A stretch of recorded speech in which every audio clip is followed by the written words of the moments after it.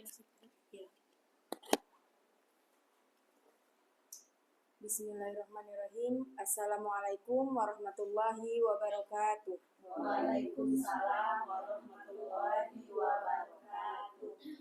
Baiklah, yang terhormat Ibu Pengawas Binaan TK Kabupaten Muaro Jambi, yang terhormat Ibu Kepala Sekolah TK Birrul Walidain dan rekan-rekan guru yang saya cintai. Alhamdulillahirabbil alamin, pada hari ini kita dapat berkumpul di TK Rahmat Permata Bunda. Pada kesempatan ini kita semua dapat hadir dalam rangka observasi kinerja kepala sekolah oleh tim penilai Dinas Pendidikan Kabupaten Muaro Jambi dalam keadaan sehat walafiat, tidak kurang suatu apapun. Marilah kita buka acara ini dengan membaca surah Al-Fatihah yang pada kali ini dipimpin oleh Ibu Wati. Kepada Ibu Wati kami persilahkan. A'udzu billahi minasyaitonir rajim. Bismillahirrahmanirrahim. Alhamdulillahi rabbil alamin. Ar-Rahmanir Rahim. Maliki yaumiddin. Iyyaka na'budu wa iyyaka nasta'in. Ihdinas siratal mustaqim.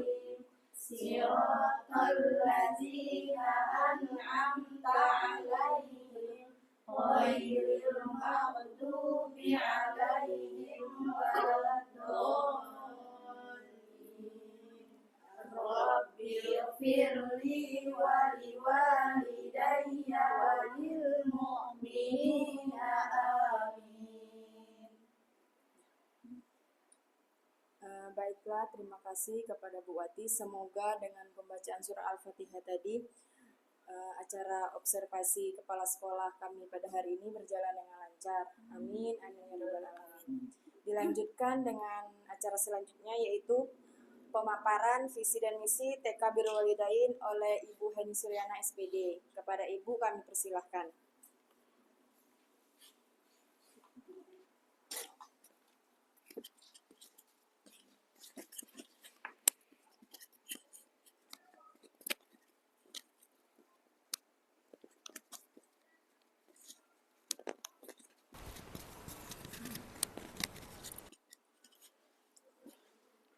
Terima kasih Ibu Irma.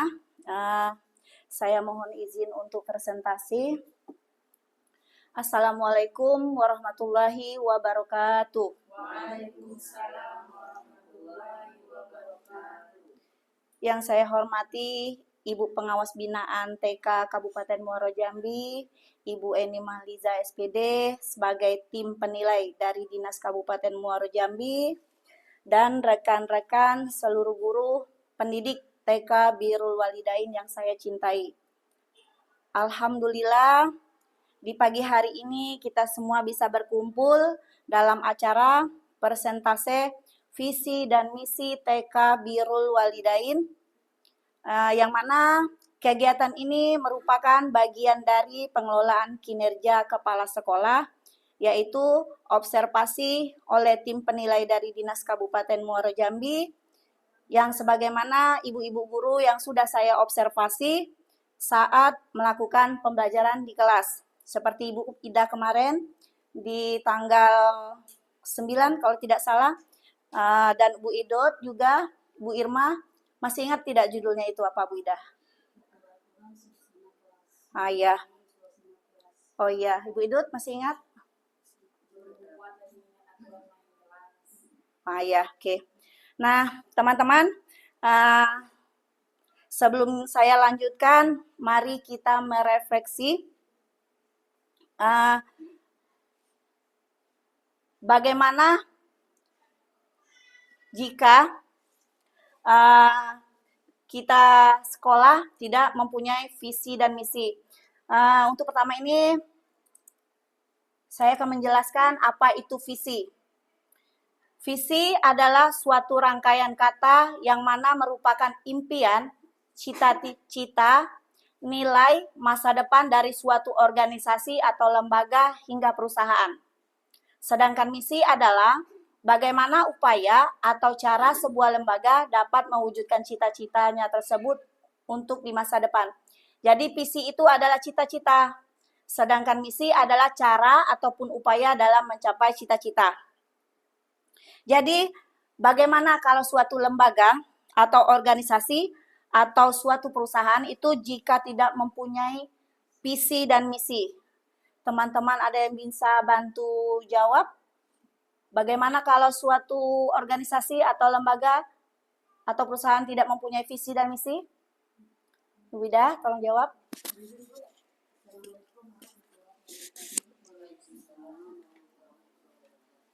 Visi dan misi itu tercapainya tujuan suatu lembaga. Kalau tanpa visi dan misi, tentu semu, tidak tercapai tujuan. Langkah-langkah pun tidak jelas. Mau kemana di bawah lembaga kita? Lembaga itu mau dikemanakan. Lalu guru-guru punya konsep masing-masing, tidak terarah dengan sekolah.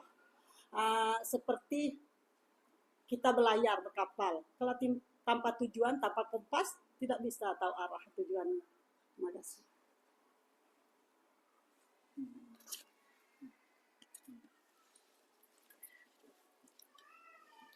Baiklah, terima kasih Bu Ida.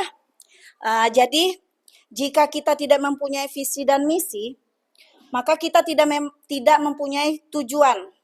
Mau kemana dan bagaimana cara untuk mencapai suatu tujuan. Iya, benar itu Bu Ida. Terima kasih Bu Ida. Terus, kita sudah mempunyai visi dan misi sekolah. Siapa yang masih ingat visi dan misi sekolah TK Birrul Walidain? Ada yang bantu, bisa bantu? Adapun visi dan misi dari TK Birrul Walidain yaitu terbinanya peserta didik yang beriman dan bertakwa, sehat, cerdas, serta mandiri. Ayo kita lihat. Oke, terima kasih Bu Putri. Kita lihat. Oke, kita baca sama-sama ya. Visi TK Birrul Walidain. Terbinanya peserta didik yang beriman dan bertakwa, sehat, cerdas, serta mandiri. Oke, sekarang terbinanya peserta didik yang beriman dan bertakwa. Kenapa peserta didik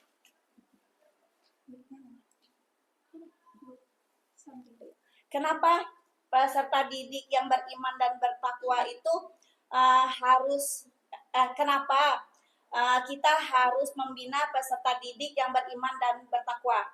Karena kita menyadari bahwa anak-anak yang beragama, ketika seseorang mempunyai agama yang baik, maka kemungkinan besar dia akan memiliki pribadi yang baik dan sangat bermanfaat untuk kehidupannya di masa yang akan datang, menuju kebahagiaannya di dunia dan akhirat. Sekarang, sehat. Kenapa peserta didik itu harus sehat?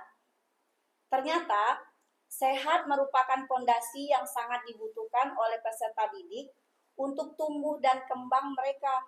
Karena bagaimana anak kita bisa menjadi cerdas bila anaknya sakit-sakitan?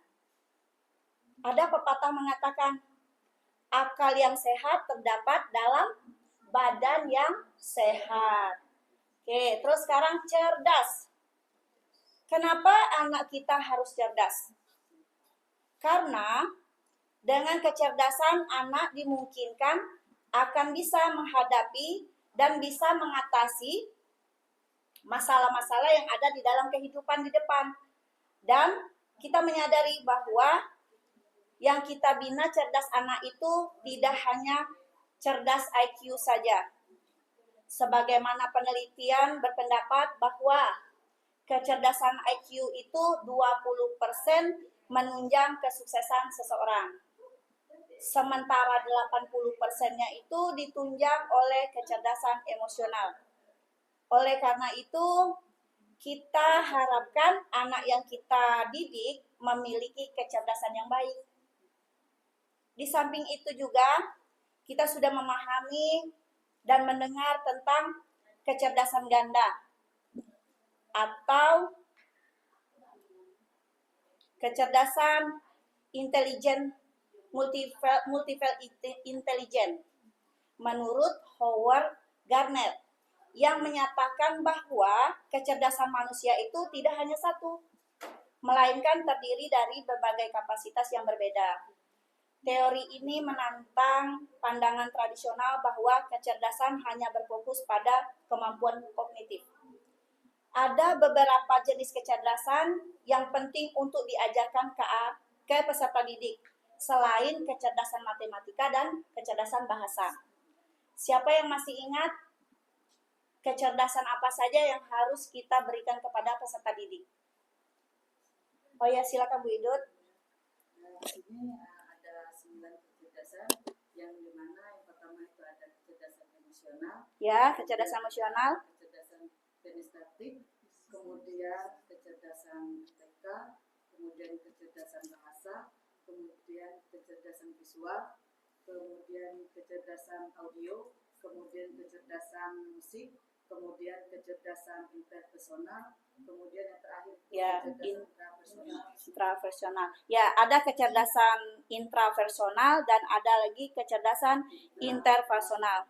Jadi tidak hanya satu kecerdasan saja, tetapi yang akan kita kembangkan kepada anak didik berdasarkan karakteristik kecerdasan yang berbeda. Oke. Setelah itu mandiri.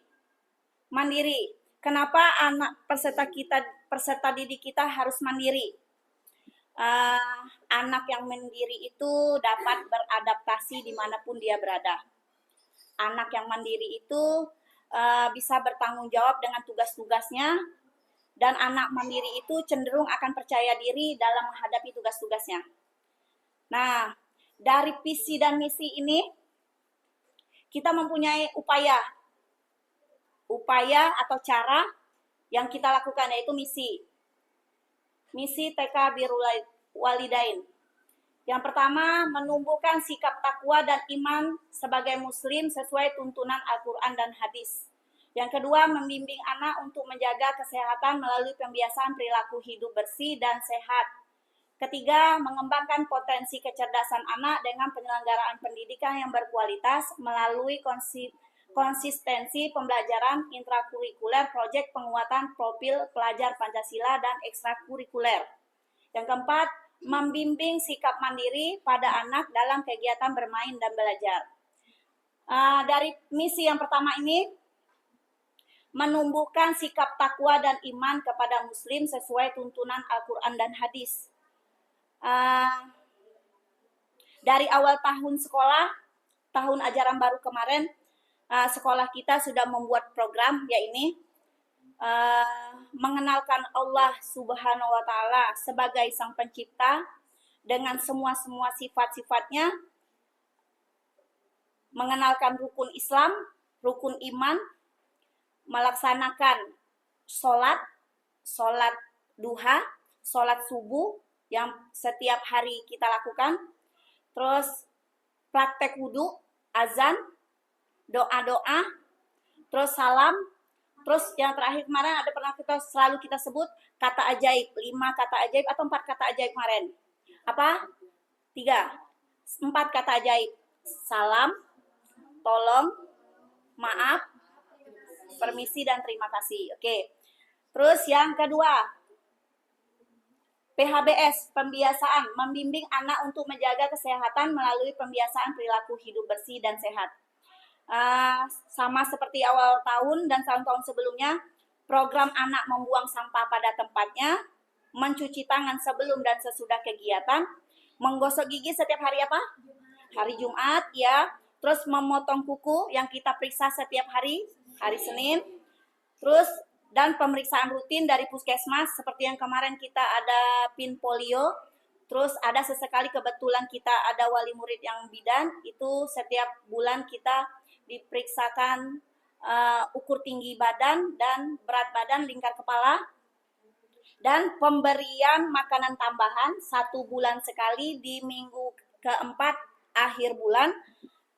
Terus kita melarang anak untuk membawa jajan ke sekolah dan membeli jajan di area sekitar sekolah, dan melarang anak membawa mie instan dan menyuruh anak untuk membawa makanan atau bekal dari rumah. Kemudian penerapan kurikulum merdeka. Penerapan kurikulum merdeka yakni dalam tahap mandiri berubah. Sekolah kita kurikulum merdekanya dalam tahap mandiri berubah.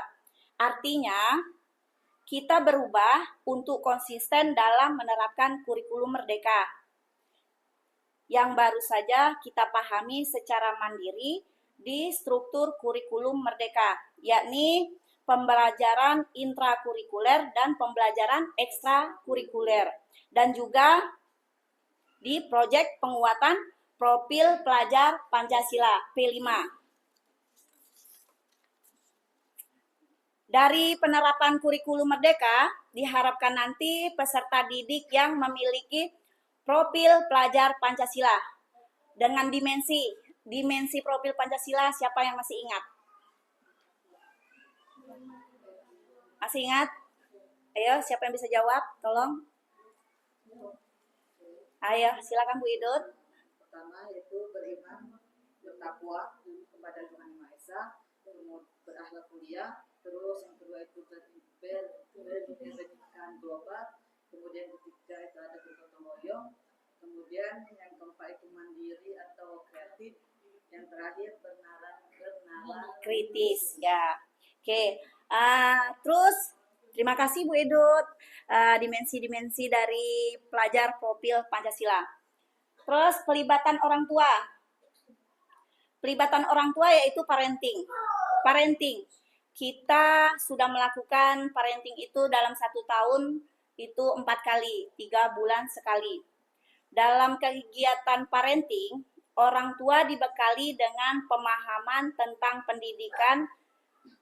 pendidikan keluarga, praktek ibadahnya, tentang konsep beragama, dan program gagasan, seperti berbagi praktik baik. Contoh, dalam kreativitas atau keterampilan seperti memasak, menjahit, dan membuat kerajinan manik-manik, dan lain sebagainya. Selanjutnya, ada juga program keterlibatan orang tua sebagai narasumber dalam pembelajaran anak seperti tema profesi, pakaian. Di sekolah kita kebetulan ada salah satu wali murid yang berprofesi bidan atau dokter, terus penjahit, terus ada orang tuanya juga yang menjadi damkar dan polisi. Kemarin kita ada ibu bidan itu berbagi praktik baik, yaitu cara merawat diri dan menggosok gigi di awal tahun ajaran baru, awal Agustus, kalau tidak salah ya ibu-ibu ya. Terus peningkatan kompetensi pendidik dan tenaga kependidikan. Ini saya programkan di tahun ini adalah tidak jauh dari tahun-tahun sebelumnya, yaitu mengikuti pelatihan, webinar, workshop yang juga dilaksanakan secara kontinu dan berkelanjutan, yang sekarang kita laksanakan dari bulan Januari 2023 kemarin sampai dengan sekarang. Alhamdulillah sudah kita laksanakan dengan berbagai dinamikanya.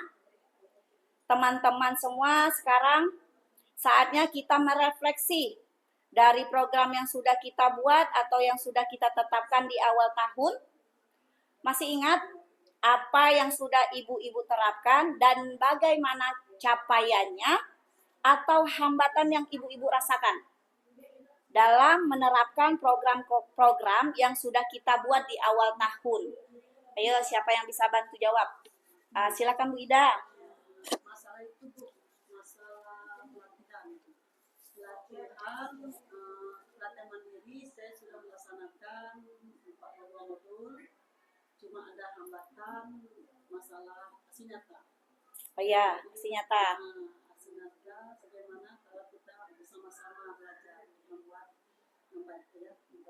Ya, kebetulan kombel kita sudah ada, cuma belum begitu aktif. Insya Allah tahun ini akan kita aktifkan kombel yang ada di PMM. Kita itu membuat aksi nyata masih ini ya, masih jauh. Cuma kan kemarin Ibu Irma berapa sudah aksi nyata, sertifikat aksi nyatanya? Sudah 5 ya? Ya, 5 modul. Ibu Ida berapa? 10. Ibu Idut? 4. Ibu Halija? Baru 1. Ibu Putri? 1 juga. Oke. Ya, kita menerapkan PMM itu kita kerjakan, belum lagi selesai modul timbul lagi. Ya, jadi kita harus kejar. Kendala kita mungkin dari kuota, ya kan, sama-sama kuota, sinyal, terus apalagi kitanya yang belum bisa menggunakan laptop, ya kan, sebagian belum laptop, belum paham mengaplikasikan laptop. Insya Allah tahun ini kita coba lagi untuk menerapkan aksi nyata itu lagi. Terus ada lagi yang dari itu yang dari Bu Ida ya, penerapan kurikulum mereka di tahap ini ya, peningkatan kompetensi pendidik dan tenaga pendidikan. Yang nomor 1 saya ingatkan lagi, menumbuhkan sikap takwa dan iman sebagai muslim sesuai tuntunan Al-Quran dan hadis. Siapa yang masih ingat apa yang sudah kita programkan dan apa yang sudah kita buat, apa yang jadi masalah, kendala dan hambatan? Ya, Bu Irma. Alhamdulillah dalam sikap takwa dan iman sudah diterapkan seperti yang pertama, pembiasaan berdoa. Ya. Yang kedua, membaca doa harian seperti doa sebelum makan, doa setelah makan, dan doa sebelum tidur dan sebagainya. Itu sudah dilafalkan setiap hari. Dan ketiga, alhamdulillah anak-anak sudah mulai lancar dalam pelafalannya. Cuma hambatannya mungkin masih ada 1 sampai 2 anak lah yang belum lancar dalam pelafalannya itu aja. Ya. Berhubung mungkin terkendalanya kita kan baru berjalan 3 bulan. Ya, program ini baru kita jalankan lebih kurang 3 bulan. Oke, terima kasih Bu Irma. Itu yang dari nomor 1 ya. Yang nomor 2, yang PHBS, siapa yang bisa menjawab?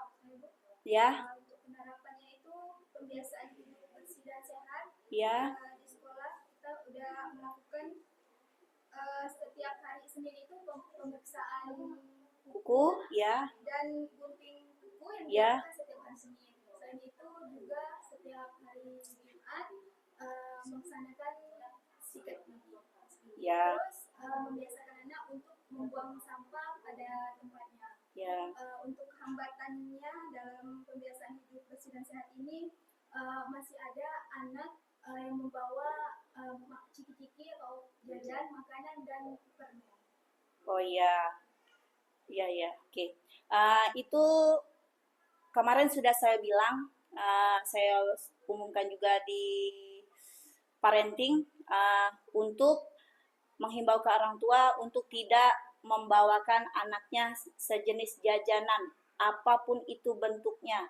Semua anak sudah dibilang ke orang tua waktu parenting tidak membawa jajanan, diharuskan untuk membawa bekal. Oke, Bu Put, kedepannya lebih kita tingkatkan lagi ya. Oke. Terus yang keempat, siapa yang bisa jawab pelibatan orang tua?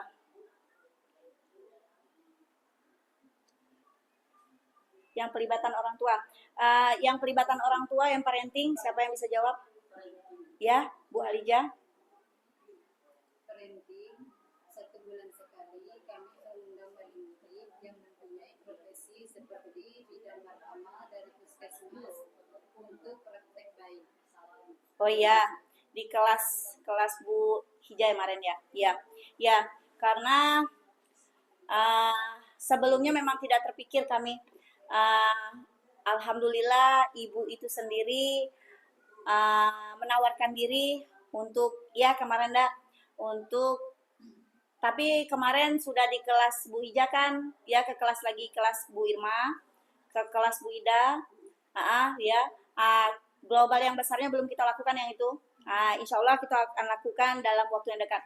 Terus ini dalam minggu-minggu depan, sebelum ini orang tua ada yang mau praktek manik-manik, kerajinan tangan. Nah itu. Makasih ya Bu Alijah. Oke. Kita sudah merefleksi dari program pembelajaran yang sudah kita buat. Terus kita ada tindakan konkret.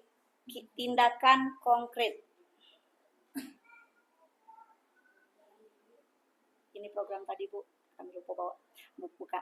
Terus tindakan konkret. Program sekolah berkolaborasi dengan orang tua dalam menyusun kegiatan parenting di awal tahun, melakukan kerjasama dengan berbagai pihak terkait peningkatan kompetensi guru. Saya membuat program sekolah tidak hanya sendiri, yaitu saya mengajak semua wali murid dan guru untuk membuat program sekolah.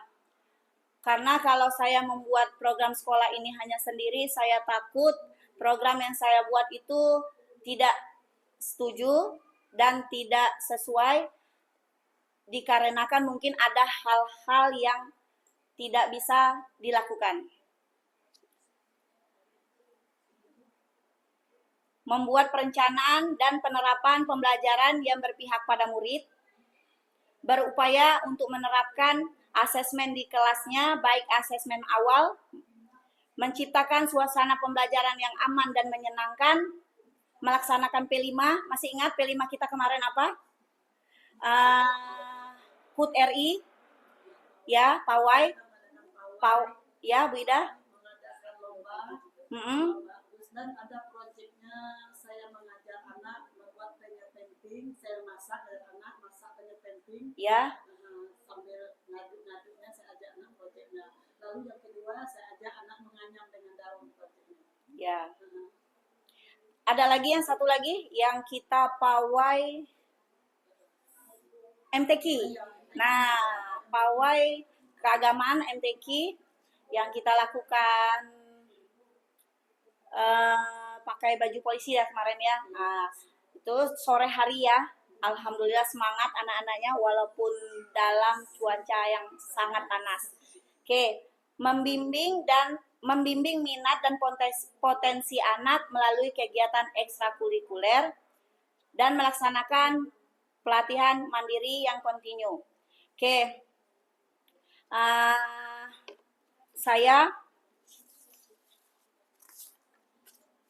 kita punya moto kita mengerjakan PMM, mengajar, belajar, dan diajar. Kita mengajar, terus kita belajar, kemudian kita diajar. Nah, itulah PMM. Kitanya belajar di PMM. Terus kita mengajar di kelas. Setelah itu kita belajar di PMM, kemudian kita diajar. Ya kan? Nah, terus saya menghimbau, ini belum saya ketik sebenarnya, Bu. Mari kita bersinergi dalam mewujudkan visi misi sekolah TK Birrul Walidain. Bersama kita bisa. Demikianlah pemaparan persentase dari saya tentang visi dan misi TK Birrul Walidain. Kurang lebihnya saya mohon maaf. Saya akhiri dengan wabillahi taufik wal hidayah. Wassalamualaikum warahmatullahi wabarakatuh. Waalaikumsalam warahmatullahi wabarakatuh. Matiin.